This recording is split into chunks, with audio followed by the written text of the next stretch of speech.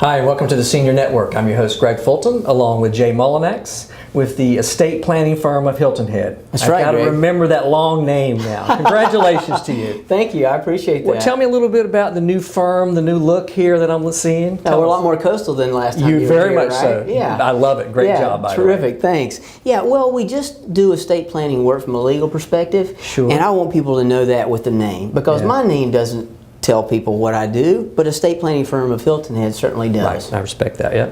And one thing I wanted to describe today was what estate planning is, because there is some confusion out there about what estate planning is. Right, and you'd mentioned to me earlier, I know people sometimes confuse it with that you do financials and CPA type work. Exactly, and we don't. Right. We do estate planning from a legal perspective. Certainly CPAs and financial advisors, they're involved in estate planning, but from a different perspective than what we are. And I always tell clients, I don't give financial advice. I can give estate planning advice, but not financial advice. That's for a financial advisor to do. And a CPA may do personal income taxes. We don't do that here. Right. It's part of estate planning, but it's not what we do from a legal perspective. Sure. And so that's what I want to talk about. One thing I did want to say to you, Greg, is I tried to condense in a very short definition what estate planning is from our perspective. Okay. And I'm going to have to read it. Okay. It's really short and sweet, though. It's easy to remember. Management of assets and wishes during life and at death.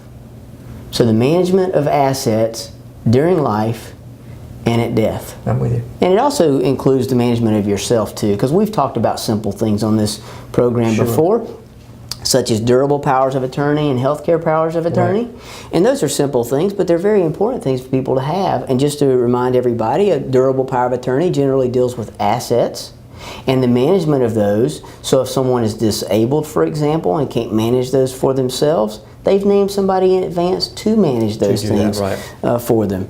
And it's a little bit different with healthcare, because a healthcare power of attorney exclusively deals with healthcare decisions. Right. But again, a person names on the healthcare power of attorney who is to make those medical decisions if they cannot make them for themselves. For whatever reason, if they're disabled, incapacitated, in a coma, whatever it might be, they want to name somebody in advance to do those decisions for them when they can't make them.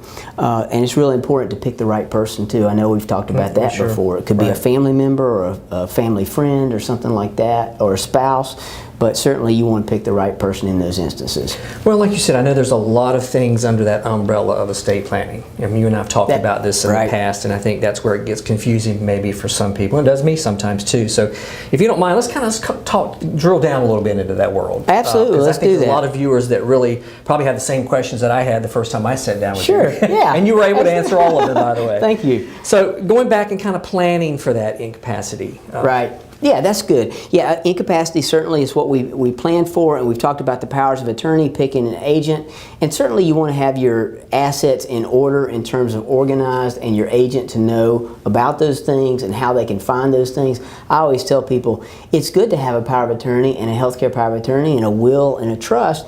However, if nobody knows where to find those things, what good is it doing you? Yeah. And so it's really important that the agent kind of gets a heads up as to where can I put my hands on these things if something does, God forbid, happen to whoever I'm serving as the agent for. So that's always important. So incapacity certainly plays into our estate planning, you know, the things that we draft, the things that we do, the counsel that we give. Right. Now when someone comes and sits down and starts talking about this process, do you actually have like homework for them to take back, kind of like a template of here's where we've got to go with this? That's a great question. I actually forgot about it, but that's a terrific question. Is because before I have clients come in, I do have them fill out a questionnaire. Okay. And so they usually call the office. We tell them our process, which is sending them a questionnaire, and that provides me a lot of information. It gives me their family dynamics. It may tell me some information about them, whether they're a United States citizen, which comes up on occasion when they're not, which requires different planning on occasion for tax reasons and others. Also, there's issues with regard to family dynamics. They may be on a second marriage or something like that, or they may have adopted a child. I find all that information out before they come in, and also a general idea of their assets and the way they own their assets. Okay. And that's important, Greg, because it probably takes them 45 minutes to fill out that questionnaire, but it saves us maybe an hour and a half of sitting down and filling out with them here. And usually they don't bring all that information with them anyway, so we have them fill that out in advance. And I look through it before they come in, so I know how many children they have. I know if they're on a second marriage. I know their assets and the way they're owned before they come in, so we're not wasting our time going over that. We're talking about what do you want to do with your estate planning? Who do you want to leave assets to? Sure. Let's plan for disability. Right. Well, and with that said, I always hear the word probate, and it seems to be a bad word sometimes. And people are like, avoid probate, but I mean, you're experts at how to negotiate through that process too. So tell us a little bit, why is that a dirty word almost? That's a really good question. I regularly tell clients or prospective clients, I'm not going to be the attorney to scare the heck out of you over probate. Mm-hmm. I'm not that guy. Right. However, my perspective is if we can avoid a lot of it, then I'd like to. Sure. I'd like to assist in that. But it is not a scary process if you have somebody that's familiar with it and you know how to get taken through that process. But we do try to avoid as much as we can of probate typically. Probate process is really a good process. It's good, it's in our laws. It's because it's the court oversight of the estate administration when someone passes away. Okay. Or if they become disabled during lifetime.